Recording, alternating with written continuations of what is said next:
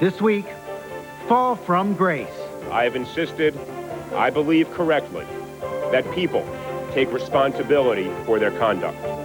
For this reason, I am resigning from the office of governor. A fight about race. Let me just say to you how sorry I am that people think that this is a racist comment. I think that her comments were ridiculous. Obviously, she doesn't speak for the campaign. And a faltering economy. Our economy obviously is going through a tough time.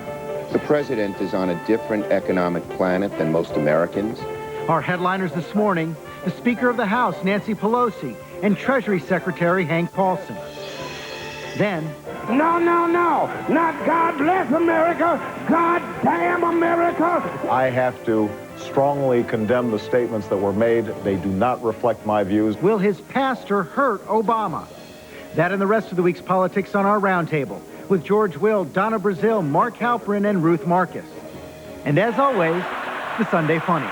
Did you happen to see the press conference? Very dramatic. Elliot Spitzer was there. He had yellow crime scene tape draped around his pants. It was crazy. From Washington, this week, with ABC News Chief Washington Correspondent, George Stephanopoulos. Good morning, everyone. The resignation letters were flying this week. Elliot Spitzer in New York, Admiral Fallon at Central Command, Geraldine Ferraro from the Clinton campaign, and Reverend Jeremiah Wright from Obama. All against the backdrop of an economy almost certainly in recession. Thank you. And a prolonged race for the Democratic nomination that gets more bitter by the day. Hi, how are you? Welcome back to the Speaker's Good to be office. back. And that's where we begin in my exclusive interview with the country's top Democrat, House Speaker Nancy Pelosi. We spoke at the Capitol on Friday. A lot of Democrats are worried about the tone of this presidential campaign right now. Are you one of them? I think the tone could be improved. I definitely do. And I think that what I am pleased about is that we have two fabulous candidates. Hillary Clinton, Barack Obama, loaded with talent, attracting record amounts of support, new people into the process, great excitement surrounding both of them. And that bodes well for us in November. You think they're both great, but they're going at each other. Well, I think their people are going at each other, and I think that's wearing out. I mean, I don't think people are interested in that, but I do think that before we go to the convention, we will have a nominee. We'll go into that convention unified. We'll come out of that convention unified, and we'll be ready to win in November. I'm delighted about both of the candidates. I think both of them represent change. Either one of them can win.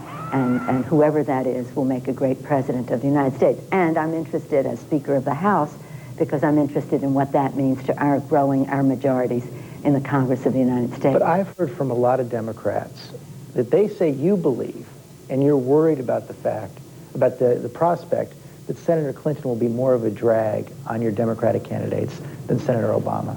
I wouldn't say that. I would just say let's let that fight take place. The decision will be made by the American people, and whoever the candidate is, I'm sure will be an asset to us as we go into the general election. What did you think about those comments from former vice presidential candidate Geraldine Ferraro this week? This is how you're quoted in the newspaper. If Obama was a white man, he would not be in this position. And I believe that. And if he was a woman of any color, he would not be in this position. And I believe that. He happens to be very lucky to be who he is, and the country is caught up in the Absolutely. concept. She's not backing down. Senator Obama called them ridiculous and divisive. She said his campaign is playing the race card. I think we have to lift ourselves out of all of that. Look, we're talking about running for President of the United States. We're talking about the leader of the free world. We're talking about the hopes, the aspirations of the American people being placed on, and not like any other job in the world, placed on this person.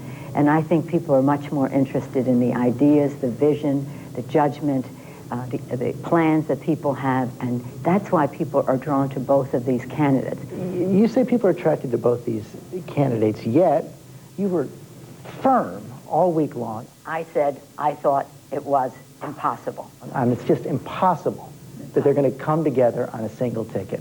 How can you be so sure? I'm just absolutely sure. I just know it. I just know it. Based on what? Just knows I've been in politics a long time, and 40 years, right? Study it very carefully, and I think that each one of them will make a great top of the ticket, and we will have a dream ticket. Well, and it will contain one of them. Let me press you on that, though, because you have been in politics a long time. You're Speaker of the House, yet I could make the argument that they both represent two completely different sides of the party. Barack Obama bringing in African Americans, young people, independents. Senator Clinton bringing in hardcore Democrats, blue-collar Democrats, women especially. If you put them together, as President Clinton says, they could be an unstoppable force, whoever is on top. I don't subscribe to it. I think both of them can attract each other's supporters without... You're not worried about that? No, I know. I mean, I do... Of course, there'll be some people who will be disappointed, but both of the candidates have brought people new people into the process or reinforced the support of traditional Democrats. And I think what you have to look at is the contrast between who we are offering and what the Republicans have to say. And that is a chasm. The differences here are minor. It's a chasm. But even your leader, Steny Hoyer, said that, especially with the tone of the campaign right now, African Americans and women take this debate personally, and they could be turned off by it. Well, I would say that this isn't about African American women. African Americans, young people, people with higher education, they each bring something beyond women and African Americans. I would not define their campaigns that narrowly. But I know that we will have a strong vote of women for whoever the Democratic nominee is, and I know we'll have a strong vote of young people, African Americans, and others of the Obama support for whoever the Democratic nominee is. You're in the key position right now. You're the chair of the convention.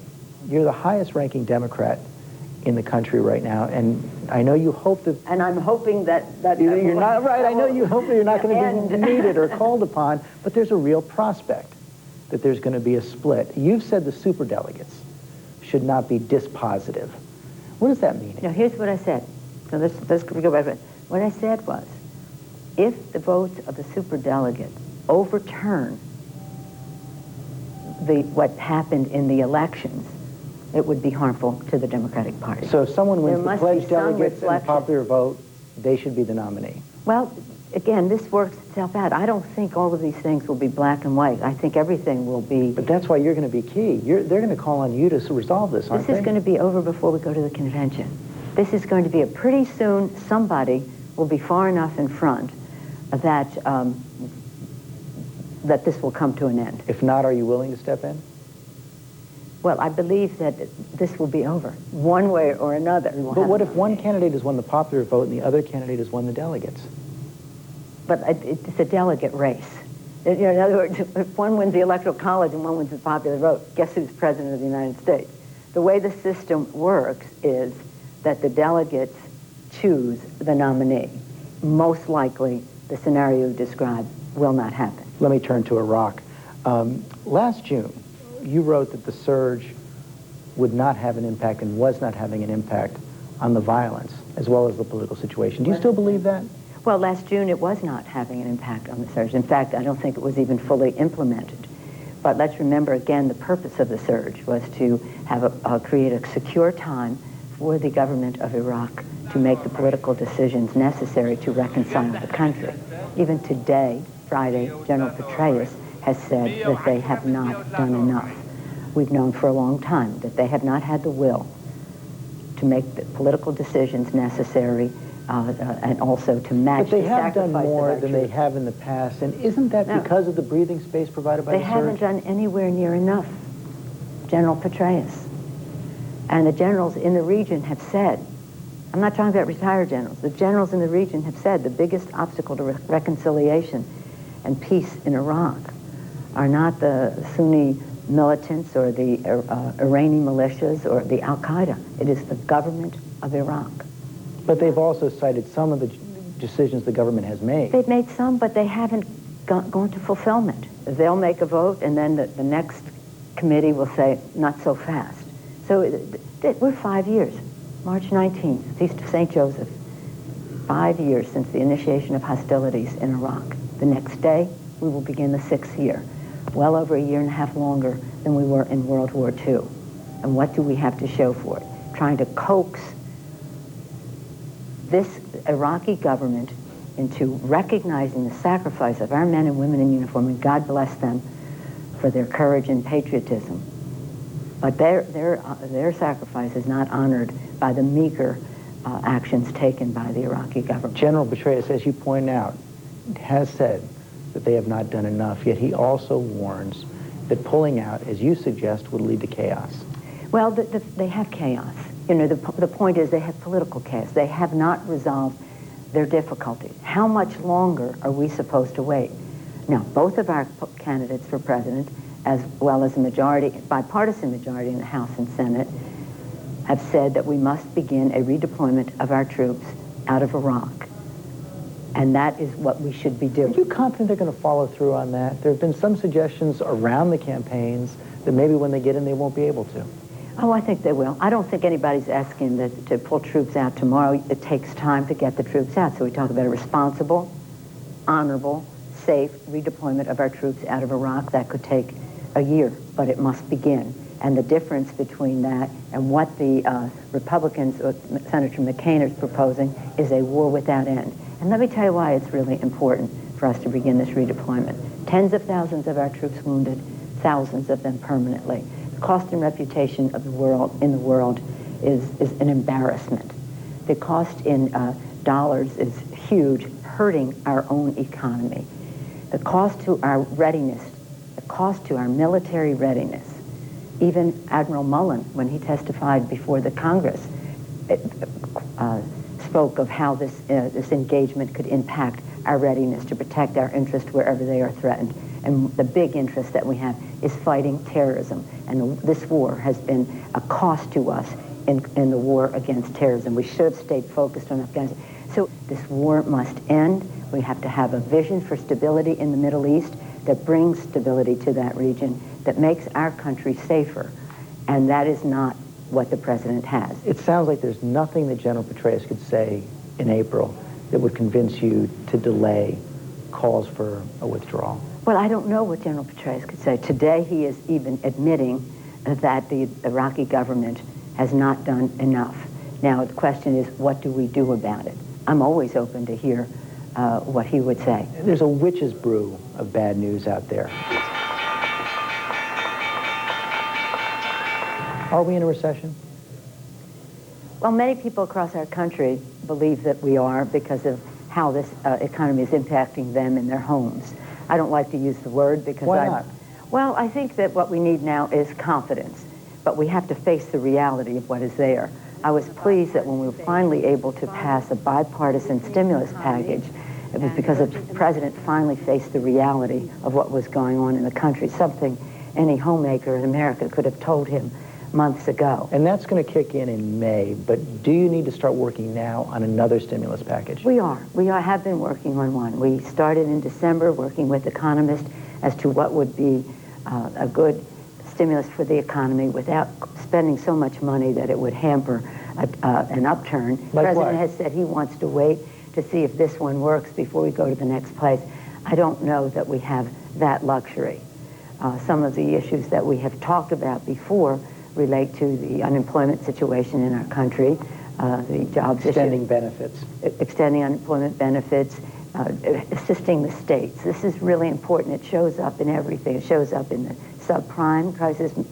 Barney Frank, a couple of days ago, announced a $10 billion package to the states, for states and localities, to buy up properties, rehab them, and then therefore put more housing stock back into the marketplace. The president's giving a speech today where he's basically warning against doing too much. If you ever get stuck in a situation like that, you know full well it's important not to overcorrect. Because when you overcorrect, you end up in the ditch. He says that's as big a danger as doing too little. I think that much of what the administration has done has been too late.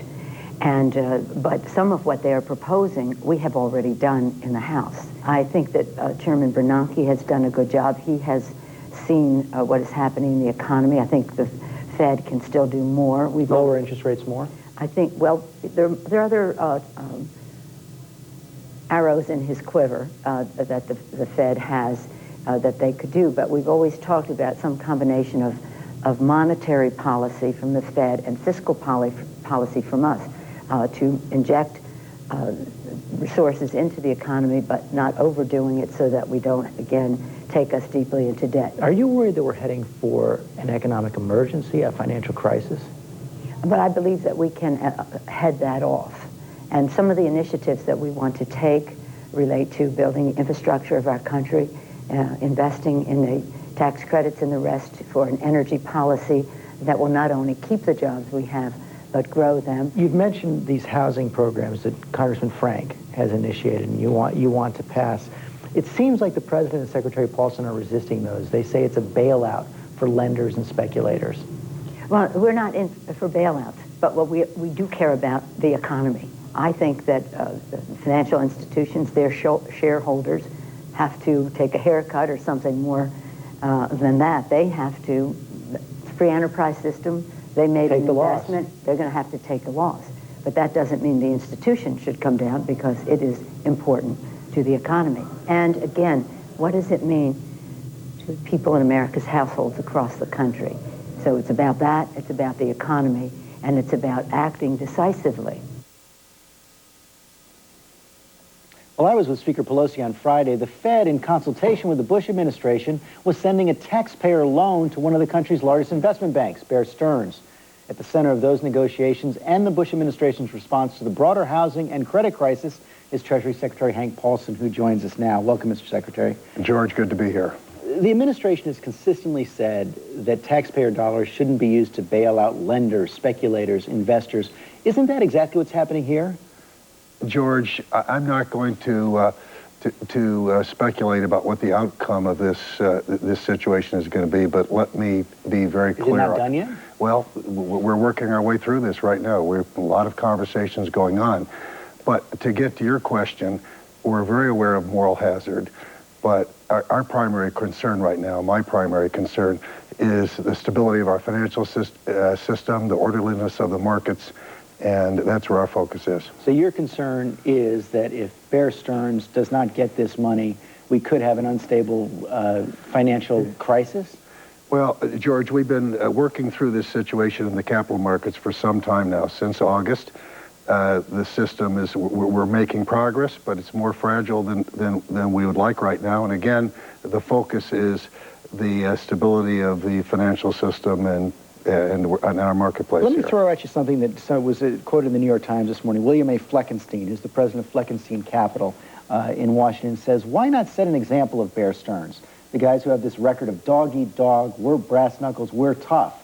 This is the perfect time to set an example, but they are not interested in setting an example. We are a bailout nation. You say you're aware of moral hazard, but it does seem like you're creating one. Well, you know, every situation is different. We have to respond to the circumstances we're facing today. And my concern is to minimize the impact on the broader economy as we work our way through this situation. And again, the stability of our financial system. Well, what would happen if Bear Stearns didn't get this loan? I'm not going to speculate, George, and go through hypotheticals. What I am going to say is we always, when you go through a period like this, that the policymakers need to balance various consequences.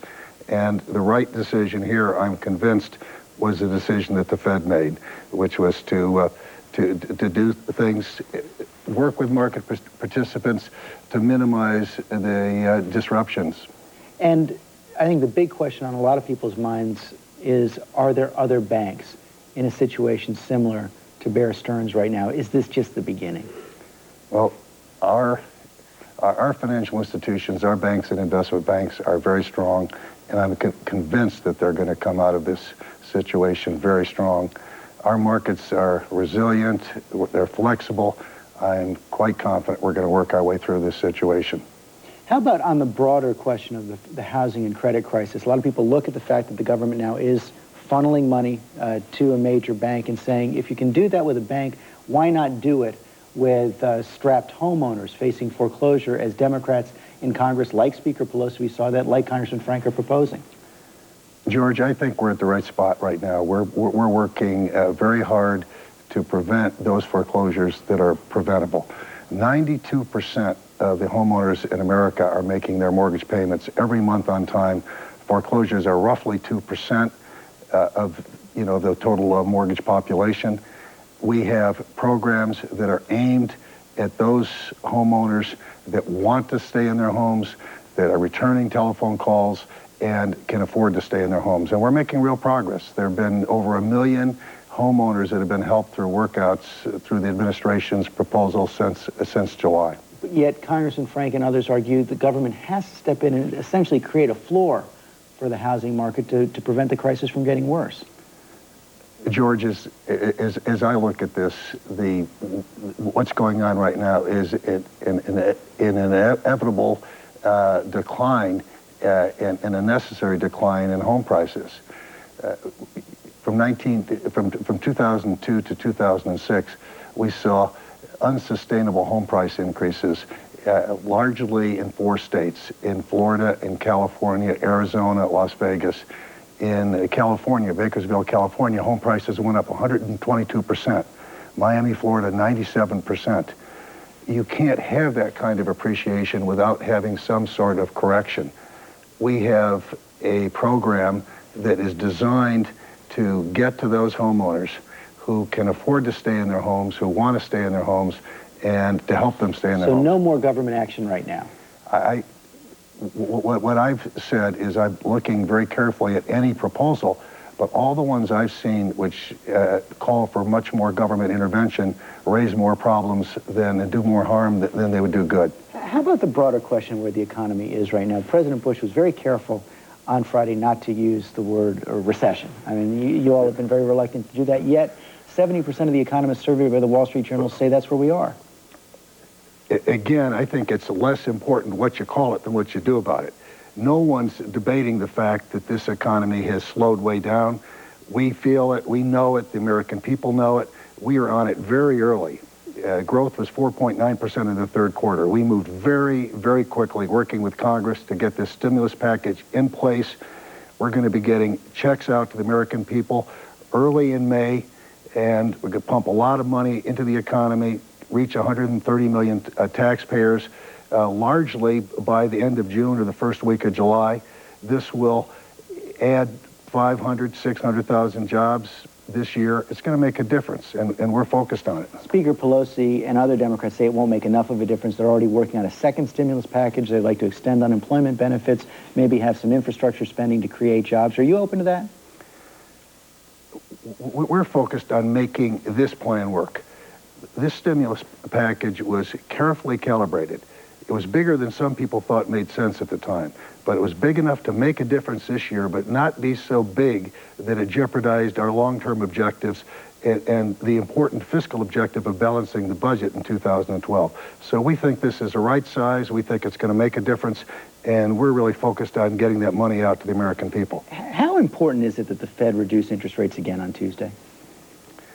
That's the Fed's decision. I've got great confidence in the Fed and Chairman Ben Bernanke, and monetary policy in our country is independent. And one final question on the dollar. We've seen the dollar hit record lows against the yen and the euro this week, yet you and others in the administration continue to maintain that we have a strong dollar policy. But the dollar's not strong now, is it? George, what we've said is that a strong dollar is in our nation's interest, and it most certainly is. Our economy, like any other, has got its ups and downs. We've repeatedly said that our long-term economic fundamentals are strong, and I know they are, and that they're going to be reflected in the value of our currency. And what we're doing is working hard to promote economic policies that are going to enhance confidence in our economy, in our nation's economic policies. Pro-growth tax policies, open investment policies, open trade policies. That's why we're pushing so hard to have Congress take up the Columbia Free Trade Agreement. Okay, Mr. Secretary, thank you very much for your time this morning. George, thank you. The Roundtable is next with George Will, Ruth Marcus, Donna Brazile, and Mark Halperin. And later, the Sunday Funnies. Let's turn to sports. The NBA's Houston Rockets won their 20th game in a row. Whoa. And today, Geraldine Ferraro said the only reason they're winning is because they're black. This Week with George Stephanopoulos, brought to you by FedEx. For all your shipping needs, relax, it's FedEx. A major storm in the area left a lot of people in need. FedEx Kinko's team member Doug Robinson's home survived without much damage.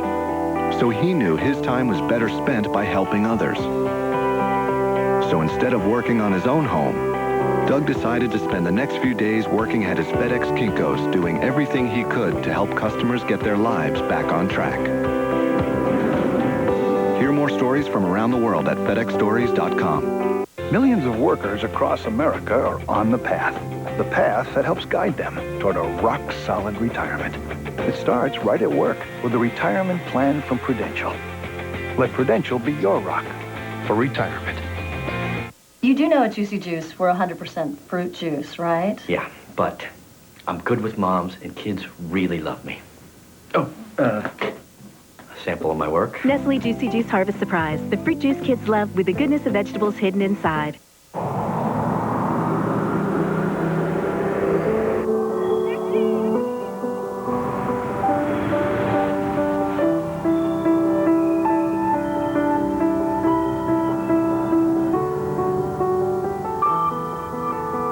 When leather and mahogany are wrapped in quiet, the world just melts away. Buick Enclave, the finest luxury crossover ever.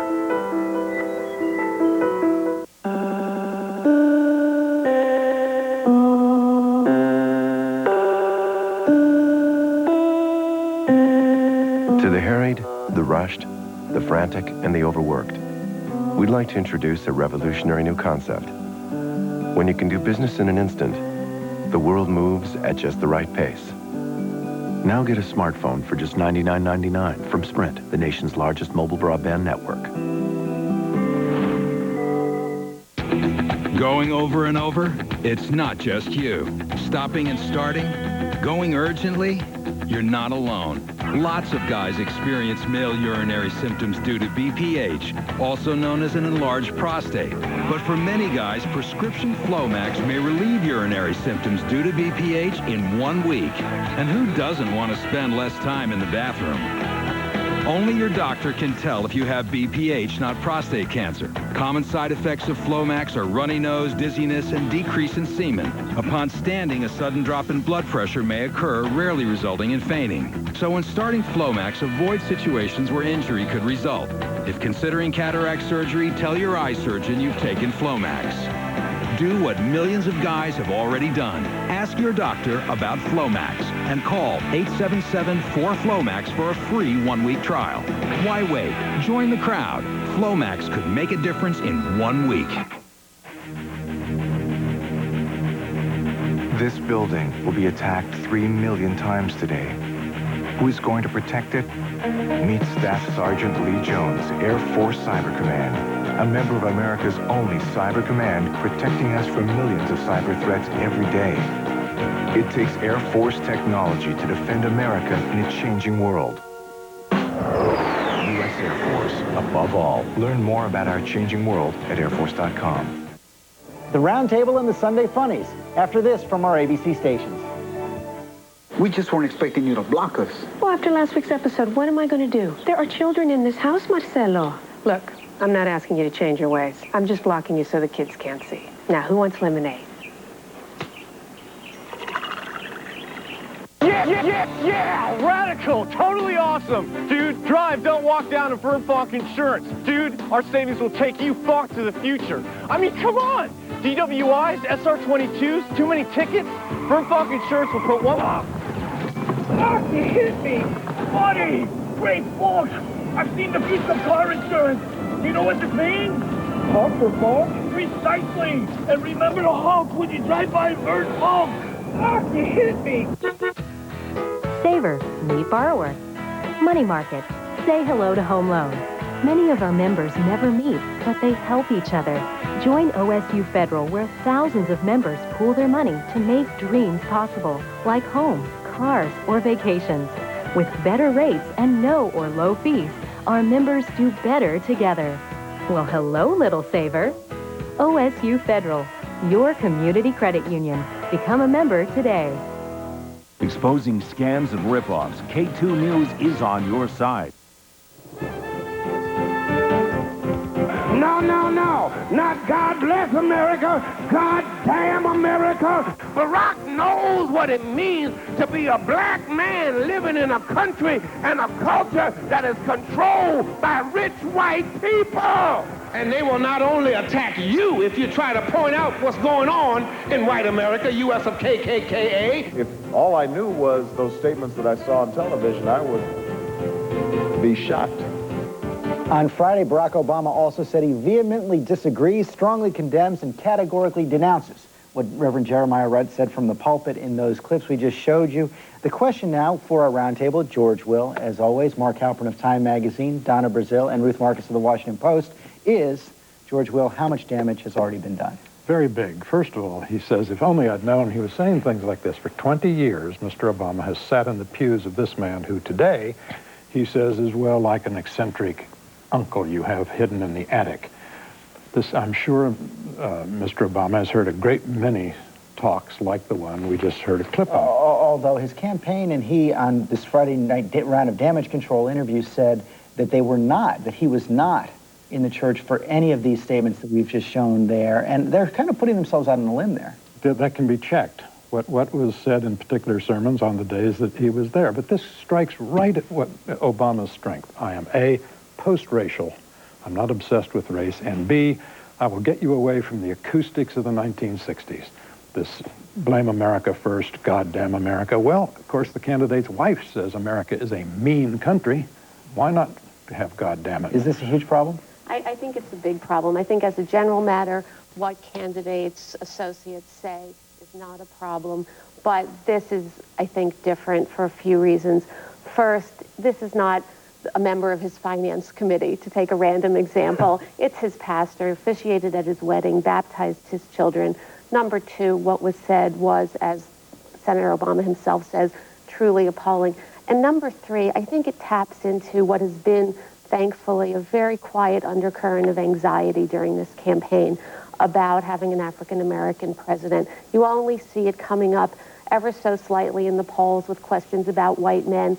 I think this, as George said, sort of sets that flame, that smoldering flame, ablaze potentially, and I think it could be a big problem. Donna? Well, George, I come at this not as someone who sit in black churches. I'm Catholic and my church is predominantly white, but someone who has benefited from the fiery rhetoric of the Jeremiah Wrights of this country. I understand the unconscious bias that exists in American politics that would make it very difficult for Barack Obama to address head-on some of the racial challenges and disparities. And that's hard to do in a presidential campaign when people expect you to have a 30-second soundbite. But the black church has nourished the souls of black people, and those who go to church with broken spirits after spending weeks and weeks of being torn down. So we can use Jeremiah Wright perhaps as a lesson of history, a moment to reflect deeply on where the country may be at this moment, and perhaps how Barack Obama can transcend race, given that it has now spilled over into his campaign. Is there more he could have done, though? And let me ask you this first, then I want to turn over to Mark Halpern. He knew this was going to be an issue. Oh, he knew absolutely. these things were coming. He actually asked Reverend Wright a year ago not to give the invocation at his announcement. Why did this bubble up now, I guess, and why didn't he get ahead of it before? Because, look, we're at a moment in the campaign where the kitchen sink strategy is in full force. The vetting is in full force. We've known, I've known Jeremiah Wright, and actually Jeremiah Wright is one of the more moderate black preachers. Just go to a church down the street from my house, and I see women coming with their hats on the other side of their head because they have been lifted up. But the truth is that they should have prepared for this moment, and I think he did. That's why he went out on Friday night. That's why he addressed it yesterday in Indiana, and that's why I think now that it's on the table, he's not the only one that should speak up. The Republicans have an obligation to speak up, as well as Democrats. And that's where I want to bring it to Mark Halpern. One of the things we saw this week is that John McCain actually apologized when his campaign sent around an op-ed about Reverend Wright's words. The Clinton campaign won't touch this at all, so maybe it doesn't continue throughout the rest of the year. No, here's why I think it matters a lot. The only chance Hillary Clinton has of being the nominee, the only chance I believe John McCain has of beating Barack Obama if they face each other, is if he is defined as an unacceptable either general election candidate for the Democrats or president in a general election. And this goes as the biggest challenge I think he's faced on that front. He's still introducing himself to the American people. The right-wing attack machine, cable news, talk radio, the internet, went crazy on this, and they will not stop. They are pursuing right now the very question you and George discussed. George asserts blithely that Obama has sat through these types of sermons. As you point out, the Obama campaign says he has not. If he has, if there's evidence of that, he's in big trouble. But Hillary Clinton doesn't need to be commenting on this. But this they know that. They know that. But this is, and the McCain campaign doesn't need to be commenting, I think, frankly, because they'd like this to play out more in a general election. This is a test for him. Can he explain to the American people why this does not disqualify him? But George said a moment ago, correctly, that Obama, a year ago, said, get your distance from me, to the Reverend. The Reverend did not pick Obama. Obama picked his pastor, and he told the pastor a year ago to stay away because he must have known something. These aren't new things that are coming up. He had a memory of problems in the rhetoric he has been hearing in his church for 20 years, unless he hasn't been to church. It doesn't fit his narrative. His narrative is someone who is someone who's trying to bring reconciliation. And that generation wanted to basically talk about recrimination. And I think that's the strong thing that Barack has to navigate. I'm sure he sat in church when the preacher said something that would make white people uncomfortable. I've sat in church when I've been uncomfortable. Well, there's a difference between uncomfortable and rhetoric that is absolutely disqualifying. Again, I'm thinking in the short term, do the Democrats want to send him into the general election as their nominee? He has repudiated and denounced those comments. What else can he do? He's not going to renounce the good Lord Jesus Christ. Well, so what is the point? What else can he do, Ruth? That's right. Well, I think one thing is to say, why didn't we deal with this proactively? I hate that word, but why didn't we deal with this in advance? I think at this point, he's going to need to do a lot of explaining and hoping that... A major speech, like Mitt Romney had to give on Mormonism? Something like that, because he needs to remind America about what his message is and not what the Reverend Wright's message is. Meanwhile, this is playing out against the backdrop of Geraldine Ferraro's comments early in the week that Barack Obama wouldn't be where he is. Actually, they were several weeks ago, but for the fact that he's black. And we saw at the same time, Donna, in Mississippi, Barack Obama, the widest racial gap yet in the Democratic primaries. Barack Obama gets 92% of the black vote in Mississippi, only gets 26% of the white vote. How big a problem is this for the Democrats now?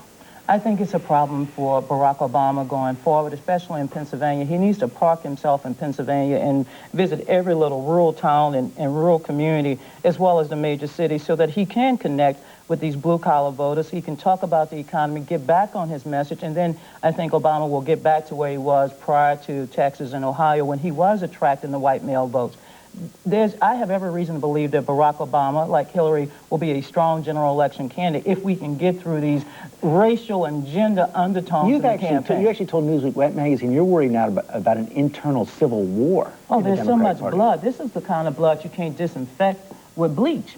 You need something even a much stronger solvent because you have emotions, 40 years of emotions. Women want the White House. Blacks would like to see the White House. Whites, I'm sure, would like to see either one of them in the White House, especially white Democrats, but right now we're in a very protracted battle. If you want to know what America would look like if liberals really had their way in running it, look at what they're doing in their own nominating process in two counts. First, they cannot get to a majority because they have such exquisitely refined Rococo rules about how to achieve fairness. Second, they have worked for 20, 30, 40 years to make us all exquisitely sensitive to slights, real or imagined, so that you run a 3 a.m. ad and someone says there's not enough black people in it, or where's the Hispanics, and it must be a racist ad. Hillary Clinton says something absolutely unexceptionable, which is it took Lyndon Johnson also to pass the Civil Rights Act. They denounced as racist. The Democrats are reaping what they have sown. James Carville's called for a ceasefire and resignations in the Financial Times. I don't think it's going to happen, particularly in the current climate. We saw several previous times in this nomination fight after real harsh rhetoric between the candidates or their advisors pulling back. And they did come together on the Senate floor. And they did come together and discuss it, but I don't see that happening, particularly because we've got now this long period without any elections. We've got now over 5 weeks, so we're going to have to see what they fill that with. I suspect they'll fill it with a back and forth. I think Donna's right. Obama should use Pennsylvania as a chance to prove that he can get rural votes, white votes. If he tries and fails, though, It gives Clinton the only argument she has left, which is she is more electable on that basis. They seem to be very conscious, Ruth, of not making Pennsylvania into the decisive battlefield of this election. That's why he was in Indiana yesterday. That's why he's going to be in North Carolina. They want to say it as one more primary, right? One more primary in the string. Well, and it's interesting because something that plays into that is the question of what to do with votes. I know we'll get to that in Michigan and Florida, and it's a little bit contradictory to be arguing Pennsylvania is not the be-all and end-all, and then to be questioning about what should happen with the votes in Michigan and Florida. But to get back to George's point about exquisite sensitivity, I do think there has been some exquisite oversensitivity in this campaign, and the politician's equivalent of the basketball player who's fouled and falling down and shrieking and trying to get the ref. And for me to make a basketball analogy is a little bit of a stretch. I like it, though. I think you're dead on. Thank you. But there is also some reasonable sensitivity, and it's a bad idea to talk about race or gender if it's not your own race or gender. And I think Geraldine Ferraro was at best inadvisable in what she said. And there is an element, I understand, I think, what she was trying to say, which is she's coming at it as a person who knows that she was only picked for that slot as the vice president because she was a woman. Walter Mondale was looking for a woman. But that doesn't mean she gets to talk about Senator Obama the way that she did. It seemed like over the course of that, though, Donna, that for a while the Clinton campaign thought, hey, maybe this is helping us. Let's let her stick out there for a day or so. And that they were banking on it. Maybe they got sort of an overreaction from the Obama camp. I think the Clinton campaign handled it well in the beginning, but then Geraldine Ferraro, who's a trailblazer, someone we all respect, went back out there. And out there. And she's like, yes, I said it. Yes, I said it. Look, to George's point about what a liberal would look like, liberals, of course, started off this election season with an embarrassment of riches. Euphoria, just excited, enthusiasm. And now what we're dealing with is people are just nervous. They don't know how it will end. They don't know when it will end. And of course, we've got Michigan and Florida, and then we have pledge versus supers. It's a toxic brew that I think can be handled if all of the leaders, including the candidates, get together and say, you know what, we're going to move this forward on big ideas and a debate on the issues and not on the gender. From an embarrassment of riches to an embarrassment. And you're back in 1968, where the country looked at the Democratic Convention and said, if they can't run their own party, how can they run the country? This is an unusual situation because she is such a big figure. Geraldine Ferraro couldn't be silenced, even if they had tried, and I think they made some efforts.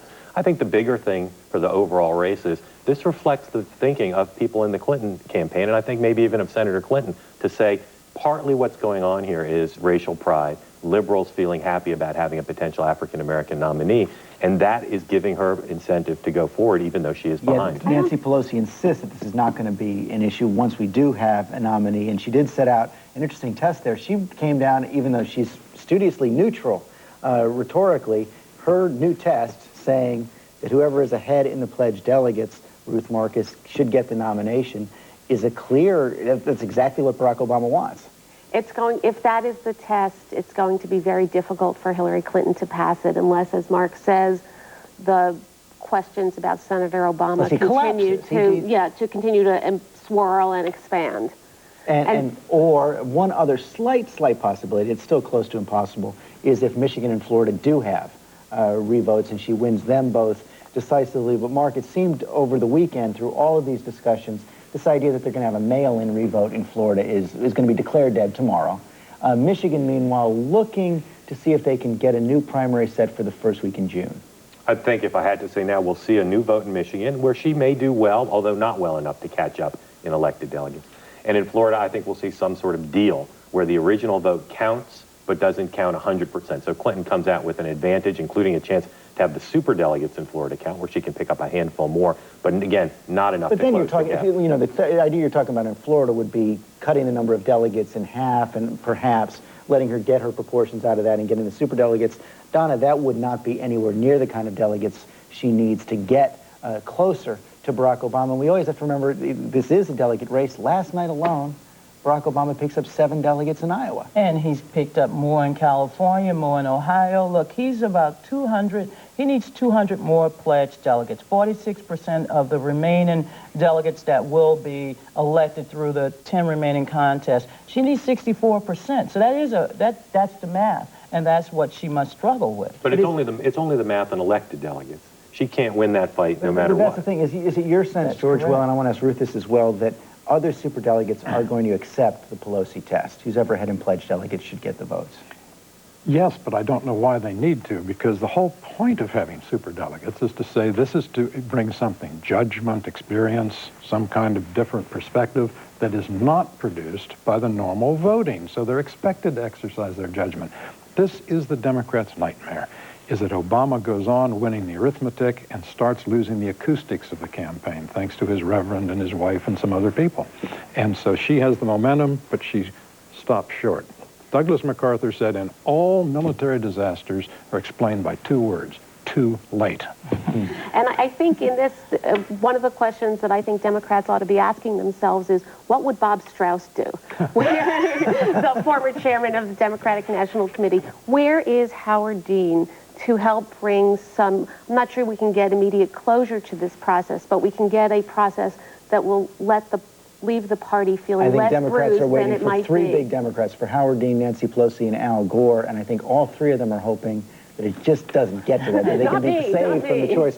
Before we go, we just have a couple minutes left. I'm not sure what there is left to say about the Eliot Spitzer controversy this week, but Ruth, you wrote a column about it this week in the Washington Post, and you talked about the fact you were a classmate of his at Harvard. Shocked as anyone. As I was with some friends from law school last night, and we were all shocked, and I think I can understand the sense of glee that some on Wall Street and some in Albany have had at seeing Spitzer's downfall, self-inflicted.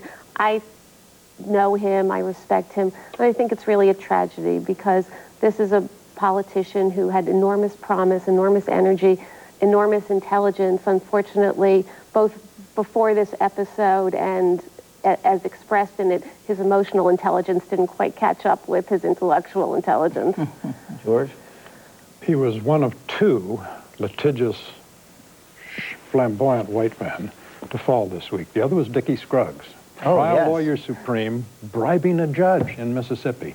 There's something about these people who use the law so aggressively to promote that was Dickie Scruggs, the class action lawyer who got a $1 billion settlement from the tobacco companies. That's right, tobacco and asbestos. These people who use the law to advance their agendas in a way disrespectful of law do not respect the law. I think we'll all continue. We're out of time. Save that for the green room. We're going to continue discussing this in the green room, among other things. You can join in later on abcnews.com and get the latest political news and analysis there every day from The Note. Coming up here, the Sunday Funnies.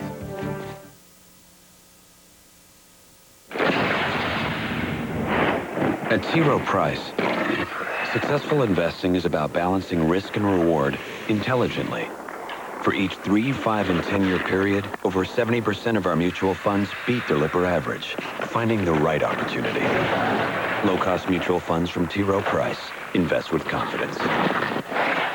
Request a complete prospectus or profile with investment objectives, risks, fees, expenses, and other information to read and consider carefully before investing. What happened to the conference room? Conference room? This isn't the conference room. What is it? This is our new innovation station. From now on, this is where we meet to innovate, to rethink the core processes of our organization. We're doing all that? Well, we haven't actually done it yet, but when we do it, we have a place to do it. In.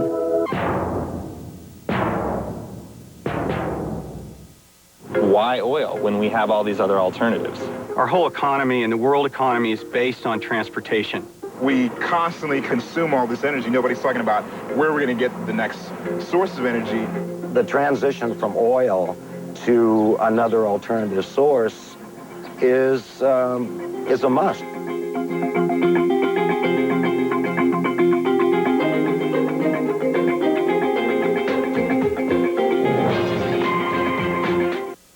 What has made Grant Thornton one of the largest accounting organizations in the world, with resources in more than 100 countries worldwide? Is it their expertise and partner involvement, global capabilities, and extraordinary audit, tax, and advisory services? Or is it their passion for how they serve their clients? Grant Thornton. Find out what it's like to work with people who love what they do.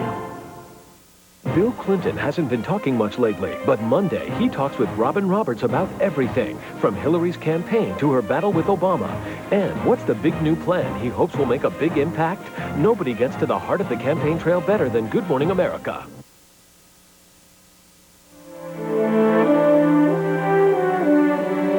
Now, in memoriam.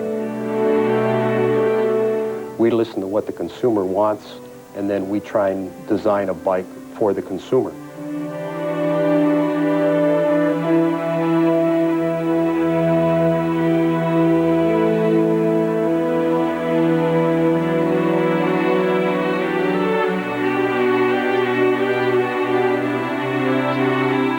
This is an insidious development that has occurred in the American medical system, and nobody is talking about it. Nobody is saying anything about it. Nobody's doing anything about it.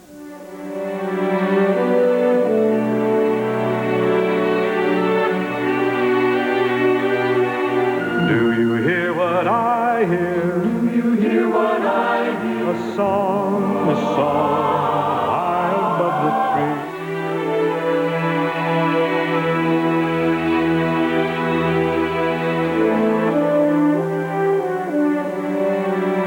This week, the Pentagon released the names of 14 soldiers killed in Iraq and Afghanistan.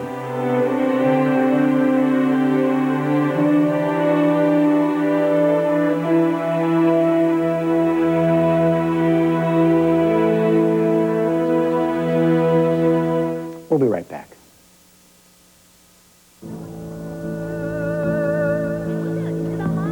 You see a traditional market. At Franklin Templeton, we saw a new generation of shoppers and invested in what became an Asian leader in modern grocery stores, a smart investment for our fund shareholders. Perspective like this has made Templeton a pioneer in global investing. Franklin Templeton Investments. Gain from our perspective. Ask your advisor for a prospectus with investment goals, risks, fees, expenses, and other information to read and consider carefully before investing. Retailers don't want you to see the information about to be disclosed. Hi, I'm Tony Galata. This is my wife, Carrie Galata. This is our house, my wife's dream house. And we furnish most everything in this house with products from Direct Buy. We purchased the breakfast table and chairs. We looked at that table in some other places. They ran around $3,500, and we picked it up for around $1,500. If you're building, remodeling, or simply redecorating a room, there's now a way to buy virtually everything you need at prices you never imagined possible. We've saved, I think, well over $20,000. Just on our kitchen alone, we saved almost $10,000. It adds up to about a $30,000 to $40,000 savings overall. Call the number on your screen now to receive your free insider's guide to buying direct. Plus, you'll also receive a free visitor's pass for an exclusive tour of your local Direct Buy showroom. Call right now to get started buying the Direct Buy way. Stop paying retail and become part of Direct Buy, the private members-only showroom and design center. Don't wait another minute. Pick up the phone and call now.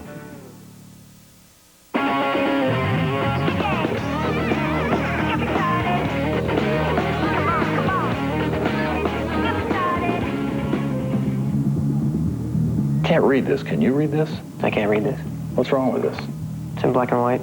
Black and white's what's wrong with this? Should be in color. That is better. How'd you do that? Xerox Color. It makes business sense.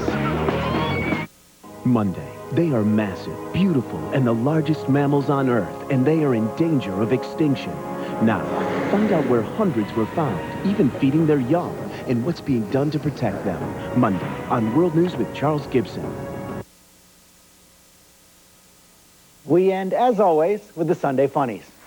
Eliot Spitzer is set to leave office on Monday, which means hooker party at the governor's mansion this weekend, you know? Also, Spitzer was on Hillary Clinton's vice president list. A possible vice president, possible running mate. Boy, she can pick him, can't she? Meanwhile, on the Republican side, John McCain has has wrapped up the Republican nomination. He's doing a little fundraising, might cruise over to Europe to shore up his foreign policy credentials, or you know what, he might just sit by the pool and angrily sip a daiquiri. Back to the Democrats. Barack Obama is a secret Muslim! No, they're talking about a revote primary where people would mail in their ballots. Oh, that's a great idea. So you combine the reliability of people in Florida who count the ballots with the efficiency of the post office. What could go wrong there?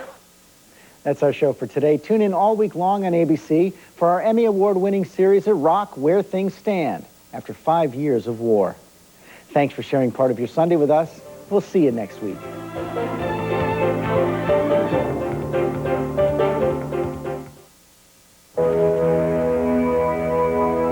Look left. Look right.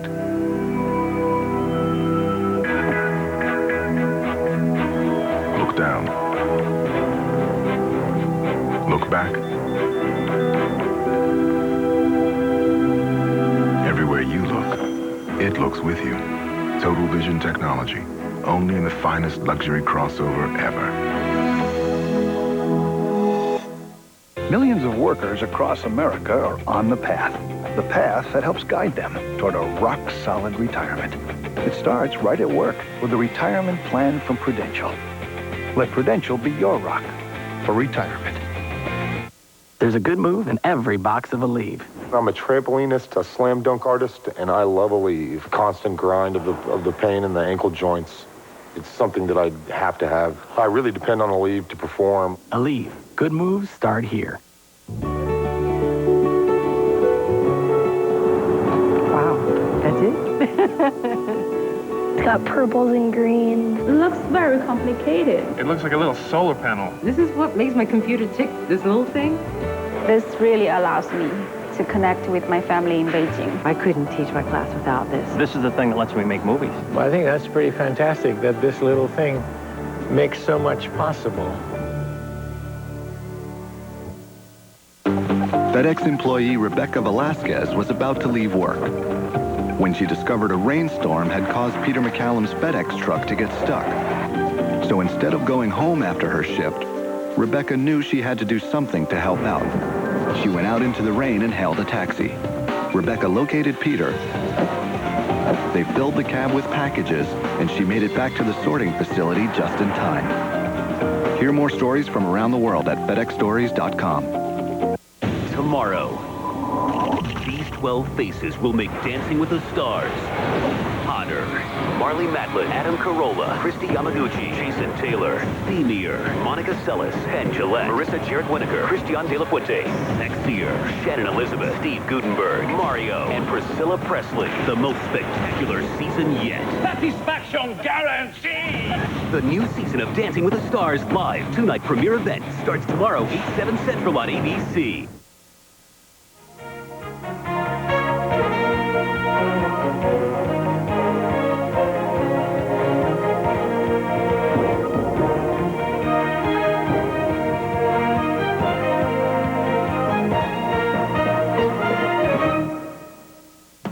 With a selection like this, you'll find the perfect leather sofa. With prices starting at $488, you'll save a lot of money. At City Liquidators, we have over 3,000 pieces of leather in stock. Buy it today, get it today. City Liquidators, east end of the Morrison Bridge. K2 has been a leader in television innovation for years, and in 2009, the federal government is requiring all TV stations to change the way we broadcast. It will mean spectacular pictures and crystal clear sound. But these changes have a lot of people asking a lot of questions. We've got answers. Go to KATU.com and click on DTV Answers. Getting you ready for the future, another example of K2 on your side. With a selection like this, you'll find the perfect desk for your home or office. And with prices starting at $199, you'll save a lot of money. At City Liquidators, we have over 1,800 desks in stock. Buy it today, get it today. Remember, City Liquidators open every day till 6. Wake up to K2 News on your side. We now join World News Now. Barack Obama and Hillary Clinton hit the campaign trail again today after taking a short break this weekend. As for talk, the two could join forces as running mates. House Speaker Nancy Pelosi says don't bet on it. Here's ABC's John Cochran. No matter who is at the top, Obama Clinton or Clinton Obama,